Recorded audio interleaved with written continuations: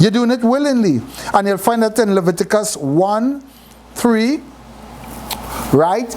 And that Hebrew word for will is ratzon. And ratzon is to be pleased with or to satisfy. To be pleased with or to satisfy. Ratzon, and that's the Hebrew word, but it comes from a deeper Hebrew word, ra. Ra, and which means to satisfy a need or to tend. Remember we talk about Abel? What Abel did? He tended to what? The flock, because they had a need. All through scriptures, Yahweh always dealt with who? Herders. What? The one we call shepherds, who care for what? Animals like sheep. Because you must be willing to tend to who? The others' need.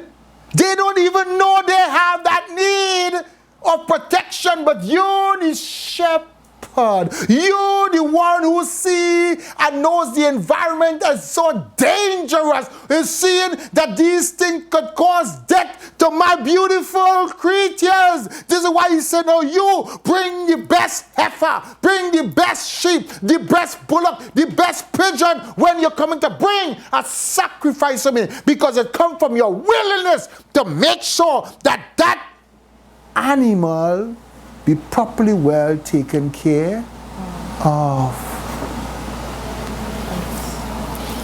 That is will. Ratzon is the Hebrew word. Ratzon.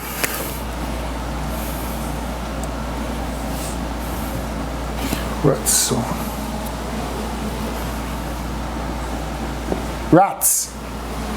Rats, that's the root word. That's the root word. And this is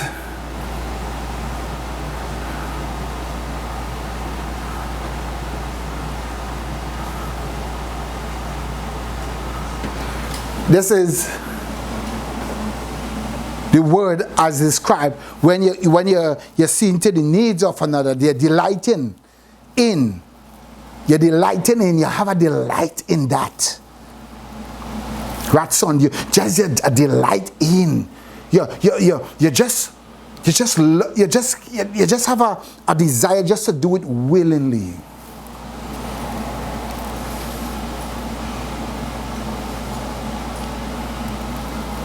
And Ratzah is to satisfy. This Ratzah is to satisfy a debt. This Ratzah is to satisfy a debt. Who willingly satisfied the debt for mankind? Christ. You see, nothing that we are called to do, he didn't do. It means to satisfy a debt, and that debt is a legal debt that has been owed. A legal debt. And that means to satisfy a debt. And Jesus Christ satisfied that debt. How he satisfied his debt? Willingly. He didn't do it for none of you. None of you! Not even for me! Yeshua HaMashiach didn't do it for none of us! You know who he did it for?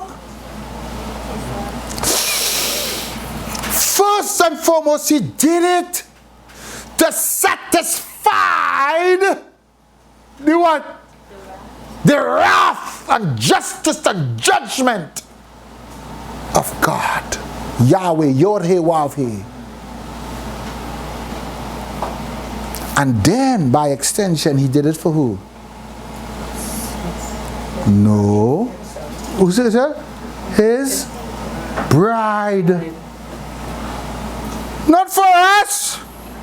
His bride. Check this out. You could come to know him culturally. You could come to know him culturally in a church system, worshiping him.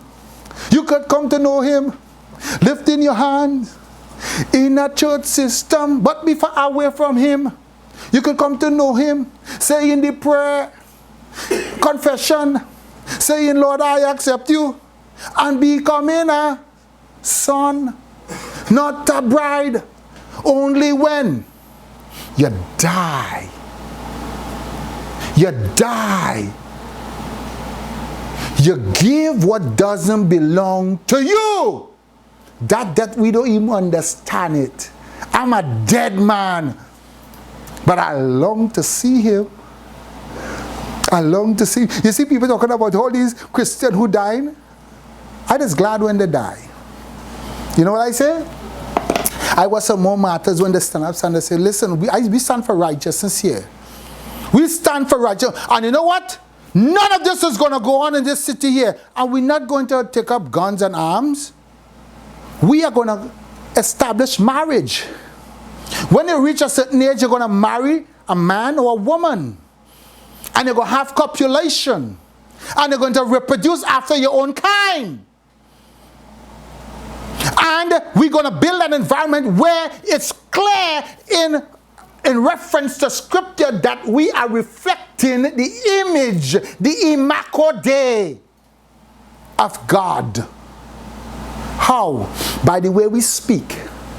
By the laws we stand upon. What we accept, the conversation we accept, what we look upon on our iPhone, what kind of conversation we cultivate with others. When they hear us speak, they must say, look, that one coming. All that they speak about is that what is right. That person always have a kind word. That person is so caring. Oh my God, it disgusts me. That's culture change. And you know what they're going to do for that? They're going to kill you. I want to die like that. I want to die like that. When they say now, listen, this is a time for homosexual, I don't accept. No. Even stand in accordance with homosexual behavior. I accept the person as a human being. I don't accept their lifestyle. And I'm not going to stand in agreement for any of the behaviors, nor any law or governmental rule concerning homosexual, transgender, any kind of gender or benja. Affirmative action, that's the most racial institution. Jim Crow again. Listen. We are at a time to vote. The willingness to pay for our debt willingly. None of us did it, but Yeshua. We have the ability. We have Yatsud. And we have Hakma, wisdom. He said, if any man lack, let him ask. The Ruach HaKodesh will give it to all willingly. I can tell you all, don't vote for Hillary. I ain't telling you all don't vote for Trump, but just don't vote for Hillary. Don't vote for Hillary. Vote for the other person. I ain't telling you all vote for Trump. Because the Democratic Party is so stink-fested. No right to work. No right to build and cultivate. Is only big government. And big government, what? They create a stink environment. Anything that is dormant for too long, what has happened? It stink. Anything that is just, that is stagnated and dormant, it stink. It stink. And that is what's happening to our country. Listen, we got to change that. We got to change that. Okay? And that's government in a nutshell from a Hebrew perspective. Shalom. Nice.